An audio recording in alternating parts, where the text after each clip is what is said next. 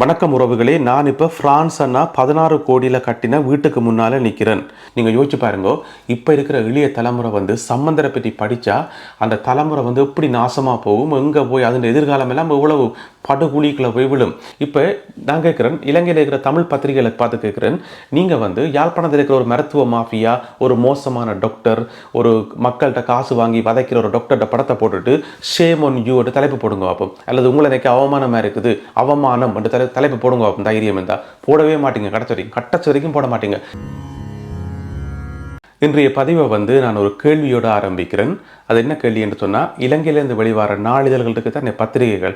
அதில் உங்களுக்கு மிகவும் பிடிச்ச பத்திரிகை எது? இந்த பத்திரிகையை படிக்காமல் என்னால் இருக்கவே முடியாது. அதுலேயும் குறிப்பாக ஞாயிற்றுக்கிழமையில் வர இந்த கட்டுரையை, இந்த பத்திரிகையில் வர இந்த கட்டுரையை இன்னார் எழுதுகிற கட்டுரையை என்னால் படிக்காமல் இருக்கவே முடியாது. அவ்வளவு பரபரப்பாக இருக்கும் அந்த கட்டுரை. அந்த கட்டுரையில் அவ்வளோ விஷயங்கள் இருக்கும். வேறு இடங்களில் வெளிவராத ரகசியமான செய்திகள் எல்லாம் அதில் வந்திருக்கும் என்று சொல்லி நீங்கள் கருதுகிற ஒரு பத்திரிகை அல்லது ஒரு பத்திரிகையில் எழுதுகிற ஒரு எழுத்தாளருடைய, ஒரு பத்தி ஆசிரியருடைய பேரை சொல்லுங்க பார்ப்போம். முடிஞ்சால் கமெண்ட்ஸில் சொல்லுங்கள். நான் தெரிஞ்சு கொள்றதுக்காக கேட்குறேன். அந்த கேள்வியோட இன்றைய காணொலியை ஆரம்பிக்கிறேன். யாழ்ப்பாணத்தில் இருக்கிற யூடியூபர்ஸ் எல்லாரையும் இழிவான முறையில் சித்தரித்து ஒரு பத்திரிகையில் ஒரு ஆசிரியர் தலையங்கம் எழுதப்பட்டிருக்கு. சாதாரண கட்டுரையோ சாதாரண செய்தியோ இல்லை, ஆசிரியர் தலையங்கம் எழுதப்பட்டிருக்கு. அதுவும் யாழ்ப்பாணத்திலேருந்து வர ஒரு ஆங்கில பத்திரிகை. யாழ்ப்பாணத்திலேருந்து ஆங்கில பத்திரிகையா? அப்படி ஒன்று நாங்கள் கேள்விப்பட்டதே இல்லை என்று சொல்லி நீங்கள் சொல்லலாம். அப்படி ஒரு பத்திரிகை ஒன்று இருக்குது. ஒரு மாதத்தில் 2 தரம், அதாவது ஒவ்வொரு 2 கிழமைக்கும் ஒருக்கா இருக்குது.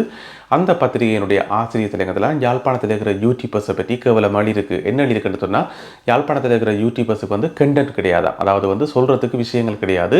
அவையில் போடுற வீடியோகள் எல்லாம் எப்படி இருக்கும் என்று சொன்னால், வணக்கம் உறவுகளே, நான் இப்போ ஃப்ரான்ஸ் அண்ணா 16 கோடியில் கட்டின வீட்டுக்கு முன்னால் நிற்கிறேன்.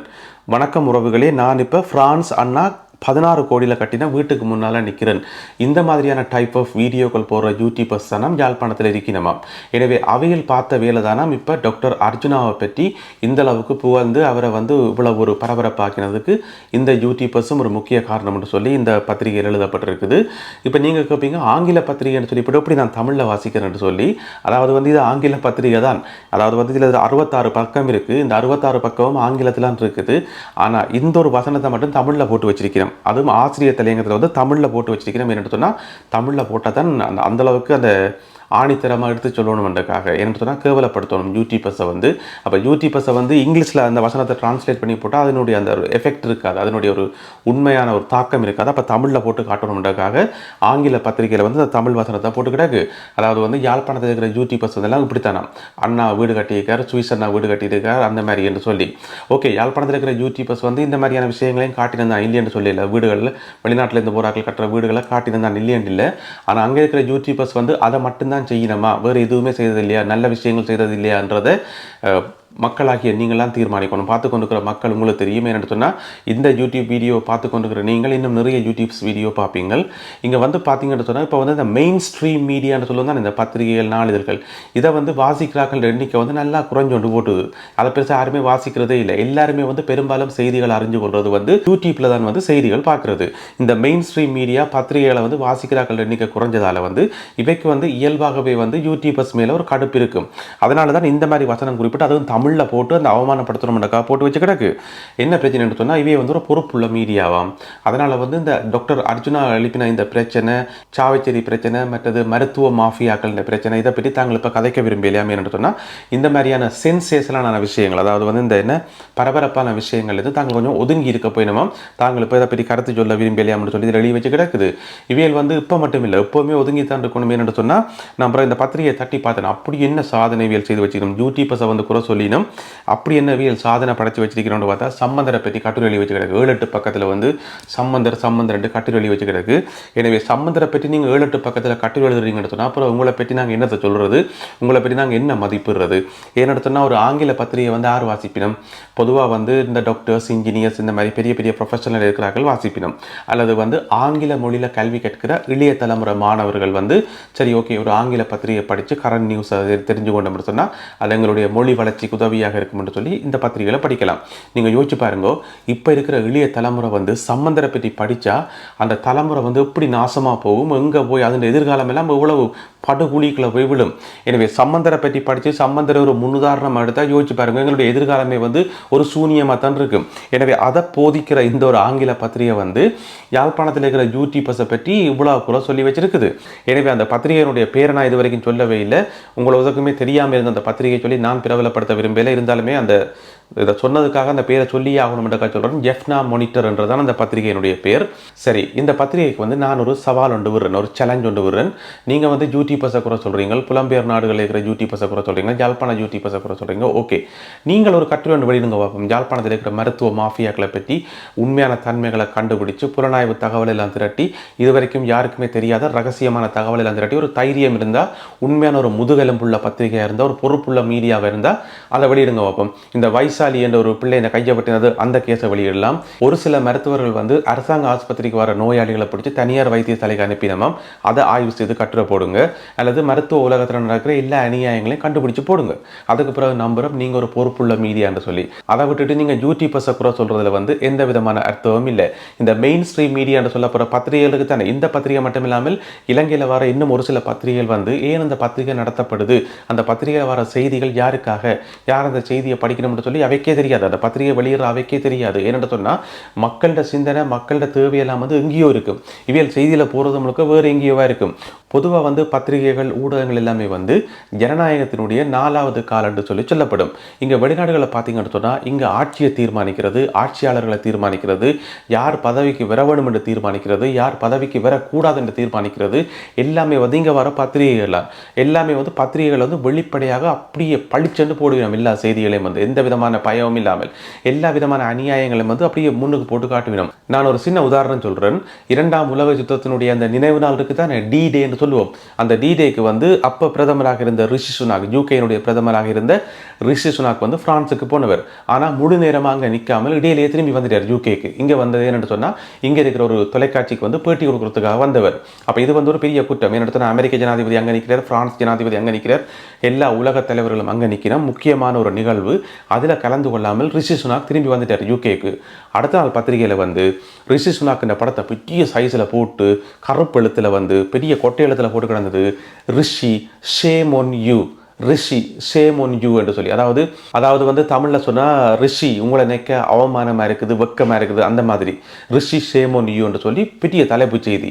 அதே மாதிரி இன்னும் ஒரு பத்திரிகையில் வந்தது, ரிஷி சுனாக் இந்த படத்தை போட்டு ஸ்டூபிட் பாய், ஒரு நாட்டினுடைய பிரதமர், இந்த பெரிய பிரித்தானியாவினுடைய பிரதமர், அவருடைய படத்தை போட்டுட்டு ஸ்டூபிட் பாய் என்று சொல்லி பெரிய தலைப்பு போட்டிருந்தது. யுனைடெட் கிங்டம் பிரதமர் அவருடைய படத்தை போட்டுட்டு ஸ்டூபிட் பாய் என்று சொல்லி, முட்டாள்தனமான பையன் என்று சொல்லி தலைப்பு போடுதுன்னு சொன்ன ஒரு பத்திரிகை. யோசிச்சு பாருங்க, எவ்வளவு ஒரு துணிச்சல் இருக்கணும், எவ்வளவு ஒரு துணிவு இருக்கணும். அப்படித்தான் இருக்கணும் பத்திரிகைகள் வந்து. இப்போ நான் கேட்குறேன், இலங்கையில் இருக்கிற தமிழ் பத்திரிகைகளை பார்த்து கேட்குறேன், நீங்கள் வந்து யாழ்ப்பாணத்தில் இருக்கிற ஒரு மருத்துவ மாஃபியா, ஒரு மோசமான டாக்டர், ஒரு மக்கள்கிட்ட காசு வாங்கி வதைக்கிற ஒரு டாக்டர்கிட்ட படத்தை போட்டுட்டு ஷேம் ஒன் யூ தலைப்பு போடுங்க பார்ப்போம். அல்லது உங்களை எனக்கு அவமானமாக இருக்குது, அவமானம் என்று தலைப்பு போடுங்க பார்ப்போம். தைரியம் இருந்தால் போடவே மாட்டீங்க, கடைசி வரைக்கும் போட மாட்டீங்க. இப்படியான ஒரு செய்தி வந்து இலங்கையில் வரவே வராது. அவ்வளோதான் உங்களோட துணிச்சல், அவ்வளோதான் உங்களுடைய சமூக பொறுப்புணர்வு. எனவே பத்திரிகைகளும் ஊடகங்களும் நினைச்சிருந்தா, அந்த மெயின் ஸ்ட்ரீம் மீடியான்னு சொல்லப்படுற அந்த மீடியாக்கள் நினைச்சிருந்தா இன்றைக்கு நாட்டில் வந்து இவ்வளவு மாற்றங்களை கொண்டு வந்திருக்க முடியும். மக்கள் மத்தியில் வந்து இவ்வளவு சிந்தனை மாற்றங்களை கொண்டு வந்திருக்க முடியும். எங்களுடைய சமூகத்தில் நடக்கிற எத்தனையோ குற்றங்கள் எல்லாம் வந்து தடுத்து நிறுத்திக்க முடியும், எத்தனையோ அநியாயங்களை வந்து தட்டி கேட்க முடியும். ஆனால் இவையெல்லாம் வந்து ஒவ்வொரு அரசியல் கட்சிக்கு பின்னாலேயும் ஒவ்வொரு மாஃபியா கும்பலுக்கு பின்னாலேயும் வந்து தொடர்பில் இருக்கிறபடியால் ஒரு சில ஊடகங்கள் விதிவிலக்கு இருக்குது. எப்போவுமே ஒரு சில பத்திரிகையாளர்கள் வந்து விதிவிலக்கு இருக்குது. அதை நான் சொல்லல. இதில் வந்து அந்த குறிப்பிட்ட கணிசமான ஆட்களை பற்றி தான் நான் சொல்கிறேன், எல்லாரையும் சொல்லல. இவியல் வந்து இந்த மாதிரி மாஃபியா கும்பல்களோடையும் இந்த மாதிரி அரசியல் கட்சிகளோடையும் சேர்ந்து இயங்கி மக்களுக்கான எந்த விதமான செய்தியும் சொல்கிறீங்கள. அப்புறம் அந்த லட்சணத்தில் வந்து யூடியூப்பர் சரியில்லை, யாழ்ப்பாணத்து யூடியூப்பர் சரியில்லை, அவைக்கு வந்து இந்த வெளிநாட்டு அண்ணாக்கள் கட்டுற வீட்டை காட்டத்தான் தெரியும் என்று சொல்கிறது வந்து நல்லதில்லை. எனவே வந்து ஜனநாயகத்தினுடைய 4வது தூண் என்று சொல்லப்படுற நீங்கள் வந்து உங்களுடைய கடமையை ஒழுங்காக செய்தால் நாடு வந்து முன்னேறும், நாடு வந்து உருப்படும். ஒரு நாட்டில் வர பத்திரிகையில் வர செய்தியை வாசிக்க உங்களுக்கு தெரியும் அந்த நாடு உருப்படுமா இல்லையான்னு சொல்லி. இனி வந்து மருத்துவர் அர்ச்சுனா அவர்களை பற்றி பார்ப்போம். அவருக்கு மேலே இப்போ 5 வழக்கு போடப்பட்டிருக்குது. இப்படித்தான் கொஞ்சம் காலத்துக்கு முதல் இலங்கை தமிழரசு கட்சிக்கு வந்து ஸ்ரீதரன் எம்பி வந்து தலைவராக தெரிவு செய்யப்பட்டவர். மக்களாகிய நாங்கள் எல்லாம் வந்து ஒரு சந்தோஷமாக இருந்தோம், ஒரு மகிழ்ச்சியாக இருந்தோம். ஓகே, எங்களுடைய உணர்வுகளை புரிஞ்சு கொள்ளக்கூடிய ஒருவர், எங்களுக்காக பேசக்கூடிய ஒருவர், எங்கட பக்கம் நிற்கக்கூடிய ஒருவர் வந்து இலங்கை தமிழரசு கட்சிக்கு தலைவராக வந்திருக்கிறார், நல்ல விஷயம் என்று சொல்லி சந்தோஷப்பட்டா உடனே வழக்கு போட்டு அவருக்கு மேலே கேஸெல்லாம் போட்டு அந்த தெரிவே செல்லுபடியாகாது. அவருக்கு மேலே வழக்கு போடையில் அந்த தெரிவே செல்லுபடியாகாது, நாங்கள் சட்டப்படி தான் போவோம், ஜாப்புகளின் அடிப்படையில் தான் செயல்படுவோம், எங்களுக்கு ஜாப்பு தான் முக்கியம், எங்களுக்கு சாப்பாடே முக்கியம் இல்லை, இந்த மாதிரியெல்லாம் சொல்லி பேட்டியெல்லாம் கொடுத்து அதுக்கு வழக்கு போட்டு நீதிமன்றத்தில் கொண்டு இழுபட்டு இன்றைக்கு வந்து தமிழரசு கட்சியினுடைய தலைவர் யாருன்னு எங்களுக்கே தெரியாது, தமிழரசு கட்சியில் இருக்கிறார்களுக்குமே அது தெரியுமோ தெரியாது, அந்த ஒரு கட்டத்தில் போய் கொண்டிருக்குது. அதுபோல் பார்த்தீங்கன்னு சொன்னால் டாக்டர் அர்ஜுனா வந்து எங்களுக்கு குரல் கொடுத்து மக்களோட உணர்வை புரிஞ்சு கொண்டு குறுகின காலத்தில் வந்து மக்களோட அன்பை பெற்றுக்கொண்டு வந்தவர். உடனே அவருக்கு மேலேயும் வழக்கு போடப்பட்டிருக்கு. இப்படித்தான் தமிழ் மக்கள் சார்பாக யார் செயல்பட்டாலும், தமிழ் மக்கள் சார்பாக தமிழ் மக்களுடைய உணர்வுகளை புரிஞ்சு கொண்டு யார் செயல்பட்டாலும் அவருக்கு மேலே வழக்குகளை போட்டு கண்ட குற்றங்களை எல்லாம் சாட்டி அவைகளை பற்றி கேவலப்படுத்தி அவையில் அப்படியே இல்லாமல் பண்ணுறது தான் இங்கே இயங்குகிற சில பேருடைய வேலையாக இருக்குது. இதுக்கு பிறகு பார்த்தீங்கன்னு சொன்னால் இந்த வழக்கில் வந்து டாக்டர் அர்ஜுனா வந்து தோற்று போனாலோ அல்லது இனிமேல் அவருடைய குரல் வந்து வெளியில் வர முடியாமல் போனாலோ வந்து இனிமேலும் துணிஞ்சு யாருமே தமிழ் மக்களுக்காக குரல் கொடுக்கவே மாட்டினோம். இந்த தமிழ் மக்களுக்காக போராடுறது, தமிழ் மக்களுடைய இதுக்காக போராடுறன்னு சொல்லி யாருமே முன் வர மாட்டினோம். யோசிச்சு பார்த்தோம்னு சொன்னால் 5 வழக்கு போட்டு பிரபலமான சட்டத்தரணிகள் எல்லாம் போய் அவருக்கு எதிராக வாதாடி அவரை முடக்கிறதுலேயே வந்து கண்ணும் கருத்துமா குறிய அறிக்கணும் தானே. இப்போ இப்படி முடக்கி போட்டு என்ன செய்ய போயினோம்? என்ன மக்களோட அன்பை சம்பாதிக்க போயிடுமா, இல்லை இவைக்கு ஏதாவது நல்ல பேர் வருமா, இல்லை சமூகத்தில் வந்து வீர உயர்ந்த இடத்துல வந்து யாராவது போட்ட போகிறாங்களா? இல்லையே, அதே திட்டத்தான் போகிறோம். அதே மருத்துவ மாஃபியா கும்பல், அதே கும்பல் தான், அதே ரவுடி கும்பல் தான் சொல்லி சனம் திட்டத்தான் போகுது. இப்போ தமிழரசு கட்சியில் வந்து ஸ்ரீதரன் எம்பி தெரிவு செல்லுபடியாகாதுன்னு சொல்லி வழக்கு போட்டாக்களுக்கு தானே அவைக்கு ஏதாவது முகவரி இருக்கா, இல்லை அவை இந்த வாழ்க்கையை உயர்ந்துட்டுதா, அல்லது மக்களோட மனசில் வந்து அவைக்கு ஏதாவது இடம் இருக்கா? இல்லை, அதே பிச்சைக்கார வாழ்க்கை தான், அதே பிச்சைக்கார வாழ்க்கை தான். எனவே இப்படிப்பட்ட ஆட்களுக்கு வந்து இறுதியில் என்ன நடக்கும்ன்றதுக்கு மிகச்சிறந்த உதாரணமே வந்து சம்பந்தர் தான்.